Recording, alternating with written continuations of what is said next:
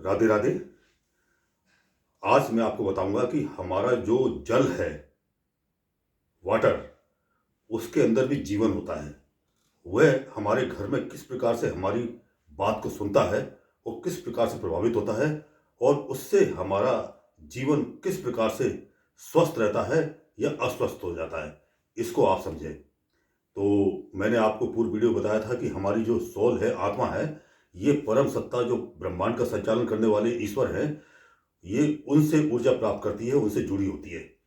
और हमारा जो भौतिक शरीर जो पंच तत्वों से बना हुआ है, इसके अंदर जो प्राण हैं, जो शरीर का संचालन करते हैं, वह प्राण हमारी आत्मा से ऊर्जा प्राप्त करते हैं। और उस पांच तत्वों में जो हमारा जल है, ये शरीर के अंदर कहा जाता है साइंस में कि ये 60 से 70% की मात्रा में हमारे शरीर में जल होता है, खून में होता है और हमारे शरीर में होता है। और ये तत्व जो है हमारे शरीर का संचालन करता है। तो ये जब हम कोई भी जल जो शुद्ध जल है, आप उसका प्रयोग इस प्रकार से कर सकते हैं कि आप एक जल का भरा हुआ लोटा आप मंदिर में रखें या मंदिर के आसपास रखें, जहाँ के आपके अच्छे शब्द का उच्चारण होता है। एक लोटा जल आप ऐसे स्थान पर रखें जहाँ पे कलेश का वातावरण है या वहाँ पे गाली गलौज का वातावरण है, वहाँ पे रखते हैं उसको। आप देखें कि कुछ समय के बाद जो मंदिर का जल है वो आपको वैसा ही मिलेगा, लेकिन वहाँ जो रखा हुआ जल है, जहाँ पे वातावरण खराब है, वो जल, उसका रंग चेंज होगा और वो जल खराब हो जाएगा। क्योंकि जल हमारे वातावरण को सुनता है। तो जल जो हम यूज़ करते हैं घर के अंदर, पीने का पानी है या कोई भी है, जब हमारे घर का वातावरण बहुत मधुर होता है, वातावरण के अंदर बहुत शांति होती है, वातावरण के अंदर बहुत धार्मिक शब्दों का यूज़ होता है, तो वहाँ का जल भी उच्चीकृत होता है, मतलब उसके अंदर एनर्जी आती है। और वह जल हम जब पीते हैं तो वह जल हमारे शरीर के अंदर जाके, जो हमारे शरीर के अंदर जो तत्व जल है, ये उसके अंदर मिक्स होके और ये हमारे शरीर को स्वस्थ करता है और हम स्वस्थ रहते हैं। तो आप देखें, प्राय जिस घर का वातावरण बहुत शांति प्रिय होता है, बहुत अच्छा होता है, उस घर के अंदर स्वास्थ्य भी अच्छा होता है, क्योंकि उसके अंदर जो जल है वह हमारे शरीर में जाके उसका एक पॉजिटिव प्रभाव होता है। तो इस जल की महत्व को समझें। आप देखें, हमारी गंगा नदी है, ये गंगा नदी हिमालय से उस स्थानों से आती है जहाँ के हमारे ब्रह्म ऋषि तप करते हैं। और जब ब्रह्म ऋषि, जिन्होंने अपने आयु, अपने शरीर, अपना सर्व जो है, हमारा जो भौतिक शरीर है, उस पर अपनी जो सिद्धि प्राप्त की है उन्होंने, उसके आचमन से वो जल हमारे धरती पर आता है। और वह जो जल है वह बेहद एनर्जी जो उसकी है वो उच्चीकृत रहती है, जिससे कि उसका प्रभाव आप अलग ही प्रकार से देखते हैं। तो आप ये जल के महत्व को समझें और आप प्रयास करें कि जहाँ आपका घर है, जहाँ आप रहते हैं, वहाँ पे जो पीने का पानी है, जल है, वह आपके वातावरण को सुनता है, उसके अंदर जीवन होता है। तो वह वहाँ पे आप वातावरण अच्छा रखें और अपने घर के वातावरण को मधुर रखें और अच्छे शब्दों का उच्चारण करें, तो आपका जल जो आपके शरीर में जाएगा वह आपके स्वास्थ्य को अच्छा करेगा। तो ये जल के महत्व को मैंने आपको अब बताया है।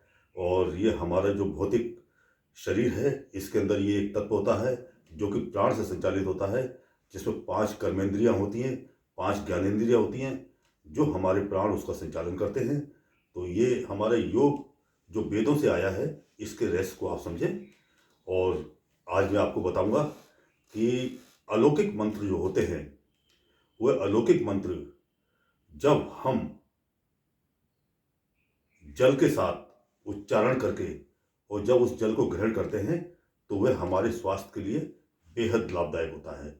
तो जो शब्द का महत्व है, शब्द का जो सामर्थ्य है, उसको आप समझें। तो हमारे, अब आपने मंदिरों में देखा है कि मंदिरों में जो हम प्रार्थना पूजा के बाद जो जल होता है, उसको जब ग्रहण करते हैं तो हम बड़े आनंदित रूप में उसको ग्रहण करते हैं। तो वो जल भी हमारे अंदर शरीर में प्रवेश करके हमको उसका एक पॉजिटिव प्रभाव होता है। तो जल जब आप लेते हैं, आज मैं भगवान कृष्ण का अलौकिक मंत्र बताऊंगा, जो आपके स्वास्थ्य के लिए बेहद लाभदायक है, और उसको करने से आपके जीवन में स्वास्थ्य अच्छा रहता है, आपका वातावरण अच्छा रहता है, भगवान कृष्ण की कृपा होती है। और साथ में जो ऐसी जो शक्तियाँ होती हैं, जो लोग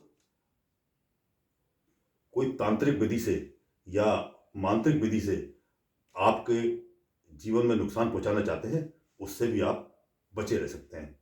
तो उन अलौकिक मंत्र का यूज अपने जीवन में करें। वो अलौकिक मंत्र क्या है, तो भगवान कृष्ण के वो अलौकिक मंत्र को आपको बताता हूँ मैं। आप जल हाथ में लेंगे, जल हाथ में लेके आचमन करें। आचमन करने के लिए तो हाथ में लेके भगवान कृष्ण का ध्यान करेंगे, मन ही मन को प्रणाम करेंगे, और आप जो है मंत्र बोलेंगे, ओम अच्युताय नमः, ओम अनंताय नमः, ओम गोविंदाय नमः, ओम गोपालाय नमः, ओम नमो भगवते वासुदेवाय नमः।